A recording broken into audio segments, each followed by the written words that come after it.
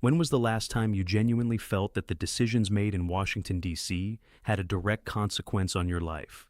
Not just your country's life, not just your region's life, but your life, the price of the food you eat, the job you work, whether your children will inherit a world that is more stable or more chaotic than the one you were born into. I'm going to argue today that we are living in one of those rare, extraordinary, terrifying, and genuinely exciting moments in history where that connection between Washington's choices and your daily reality has never been tighter, never been more consequential, and never been less understood by the people making the decisions themselves. And I want to walk you through why. Not through a list of policy papers, not through the kind of dry academic analysis that puts people to sleep, but through the lens of someone who has spent decades studying how power actually operates in classrooms, in boardrooms, in government corridors, in the streets of cities most Western analysts never visit. I've lived and worked in China. I've watched America from the outside for long enough to see things that Americans living inside the bubble simply cannot see. And what I see right now is a nation at an inflection point, not just politically, but civilizationally, making choices whose ripple effects will be felt for generations. So, stay with me because this matters. This matters enormously. Here's the first thing you need to understand. America has been the architect of the modern world order since 1945. Full stop. The institutions, the trade routes, the security alliances, the financial systems, the international norms, all of it was designed, built, funded, and enforced primarily by the United States. The World Bank, the IMF, NATO, the WTO, the dollar as the world's reserve currency, the carrier strike groups in the Pacific, the bases in Germany, South Korea, Japan, the Gulf. This entire architecture, and I mean the entire scaffolding of modern global civilization, rests on American power, American will, and American credibility. Now, what happens when that will starts to waver? What happens when the country at the center of the system begins to question whether the system is working for it? When it starts pulling back from commitments? When its allies start privately asking each other, and I have heard these conversations, can we still rely on Washington? When adversaries who spent decades calculating that America would always show up begin to recalculate? That is not a hypothetical question. That is the question of our moment, and the answer that most mainstream commentary is dancing around rather than confronting directly, is that we are already seeing what happens. We are living in the early stages of a world that is adjusting to a United States that is no longer certain about its own role. This is not partisan commentary. I want to be clear about that. This is not about one party versus another, one president versus another. This is structural. This is about something that has been building for decades. A loss of confidence in institutions, a fracturing of the domestic consensus that made American global leadership possible in the first place. A fundamental question about what America is for, both at home and in the world. And the rest of the world is watching, and the rest of the world is moving. Let me tell you about a conversation I had. I won't say where, I won't say when, but I will say it was with someone who sits in rooms where real decisions get made. This person, a senior official in a country that has been a close American ally for decades, said to me with a kind of quiet resignation that I found deeply unsettling. We've started planning for a world without American leadership. Not because we want that world, but because we have to be ready for it. Think about that. An American ally, a country that has built its entire security architecture around the American guarantee, planning for a post-American world. That is not an anomaly, that is a trend. I hear versions of that conversation everywhere I go. In Europe, where leaders are talking about strategic autonomy with an urgency that would have been unthinkable 15 years ago. In Asia, where even countries that are deeply integrated into the American security system are quietly hedging their bets, building relationships with Beijing, reducing their dependence on Washington. In the Middle East, where the old certainties have collapsed and every player from Riyadh to Tel Aviv to Tehran is recalculating. The question is not whether American power is declining. It is, relative to where it was in 1991, the unipolar moment when America stood alone at the peak of history. It has clearly declined. That is just arithmetic. Other powers have risen, China most dramatically. But not only China, India, the Gulf states, even middle powers like Turkey, Indonesia, Brazil, are asserting themselves in ways that would not have been possible 20 years ago. The question, and this is the crucial question, is whether the decline is managed or catastrophic, and that is entirely up to America. Here's why I say America's next move matters more than ever. We are entering what historians will likely call a period of systemic transition. The post-Cold War order is over. The unipolar moment has passed. What comes next is genuinely open. It is not determined. It is not inevitable. The trajectory of the next 50 years of human history is right now more malleable than it has been in decades. Think about what that means. It means that the decisions made in the next 5 to 10 years about trade, about alliances, about military posture, about climate, about artificial intelligence, about the rules and norms governing international behavior, will set the parameters for what comes after. Just as the decisions made between 1945 and 1950, the Marshall Plan, NATO, Bretton Woods, the United Nations, set the parameters for the next 70 years. Those decisions were made by a specific generation of Americans who had just come through the Depression and World War II. They were deeply, viscerally aware of what happens when global order breaks down. They had seen it. They had fought it. They built institutions specifically designed to prevent it from happening again. The generation making decisions today does not have that visceral memory, and I think that is part of what makes this moment so dangerous. There is an assumption, unconscious but pervasive, that the order will hold, that alliances will remain, that the dollar will remain supreme, that American military dominance will persist, that the system will continue to function because it has always functioned. But systems don't maintain themselves. They require constant investment, constant attention, constant political will, and the will is in question.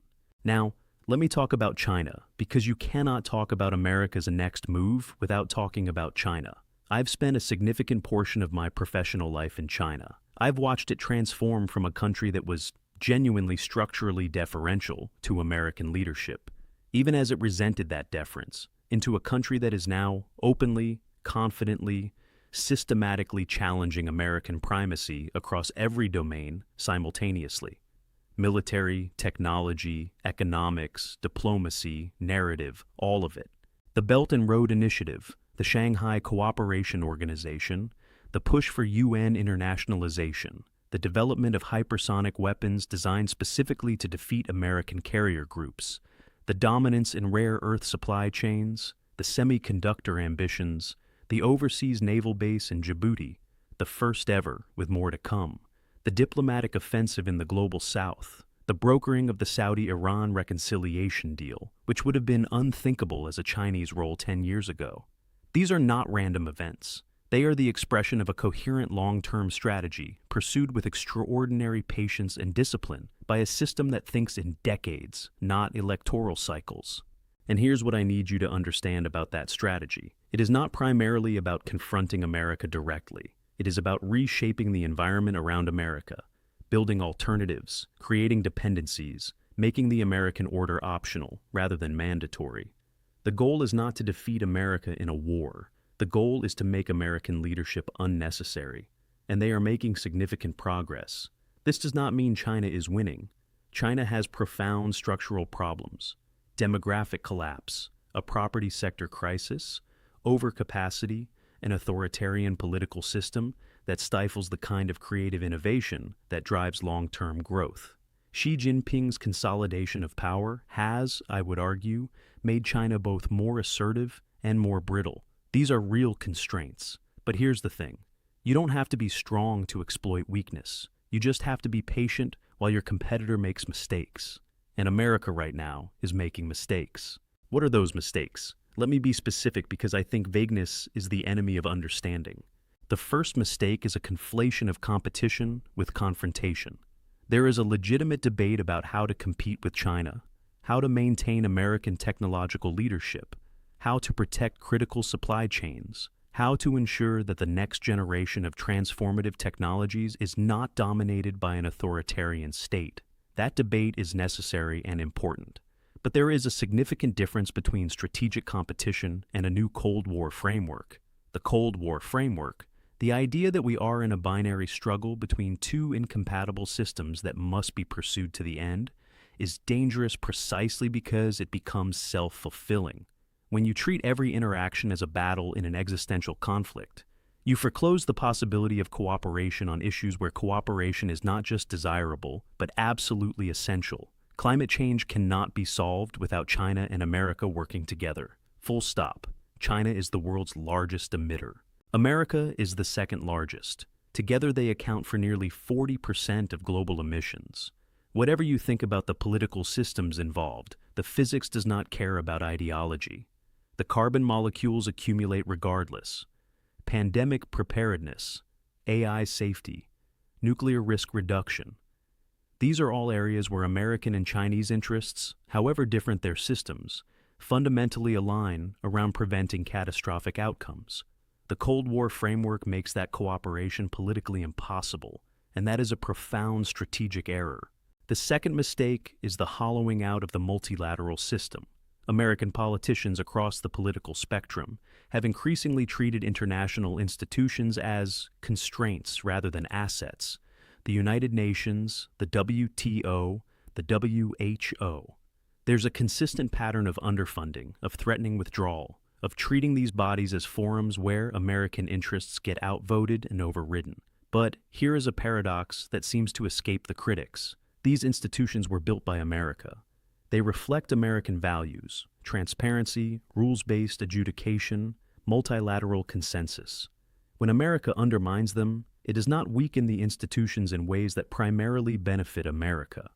It creates vacuums, and vacuums get filled. Who is filling them? China.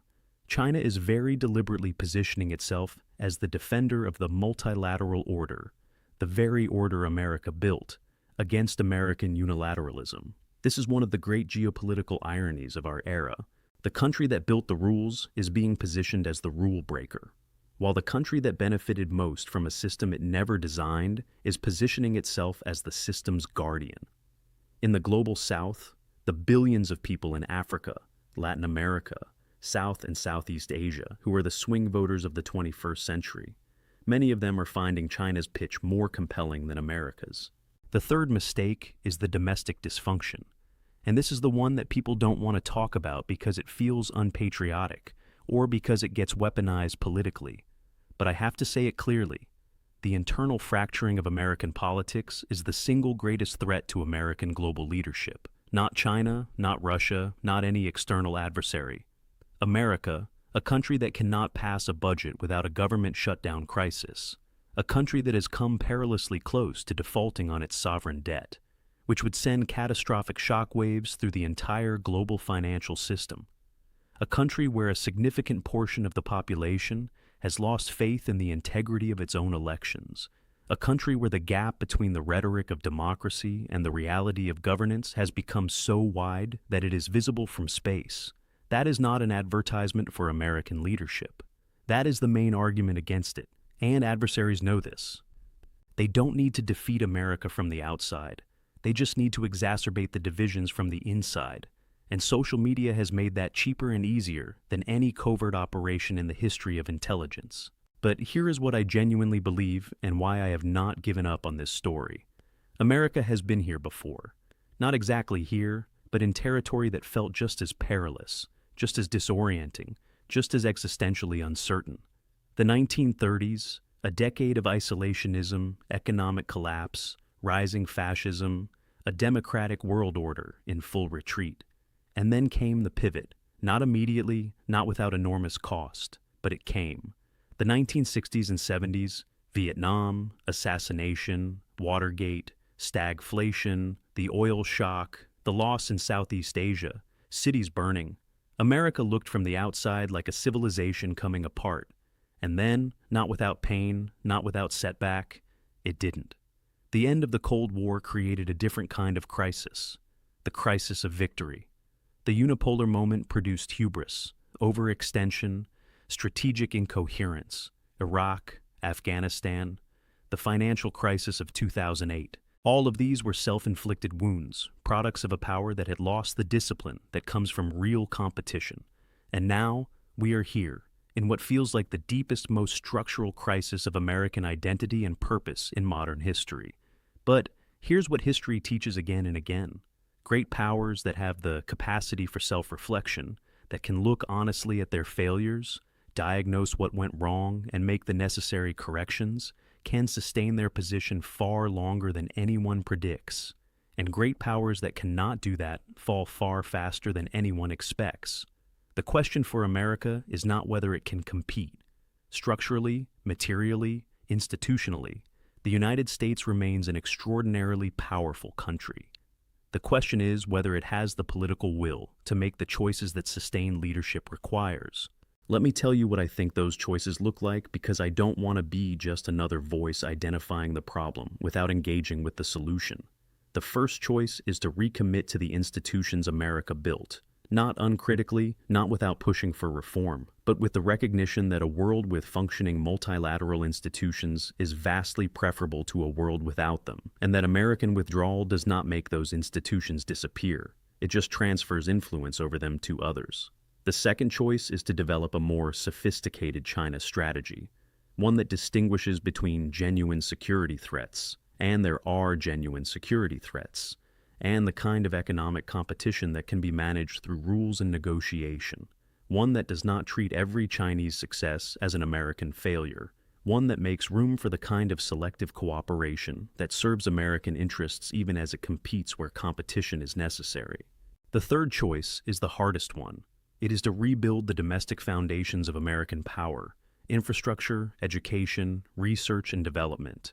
The basic functions of governance that have been neglected for decades, not as charity, not as progressivism or conservatism, but as national strategy. Because a country that cannot build high-speed rail, cannot provide basic health care without bankrupting its citizens, cannot maintain its physical infrastructure, that country is not projecting strength. It is projecting exhaustion. And the fourth choice, and this is the one I feel most strongly about, is to tell a better story. America's greatest asset has never been its military or its economy. Its greatest asset has been what the political scientist Joseph Nye called soft power: the attraction, the inspiration, the sense that what America represents is not just powerful, but genuinely admirable. That soft power has been badly damaged by Abu Ghraib, by the financial crisis, by the images from January 6th broadcast around the world, by the visible daily dysfunction of American public life. But it is not gone, and it can be rebuilt. Not by propaganda, not by public diplomacy campaigns, but by doing the work, by showing concretely that democracy can deliver, that a free society can solve hard problems, that the American model is not just rhetorically appealing, but practically effective. That is a case that needs to be made, and it needs to be made with actions, not words.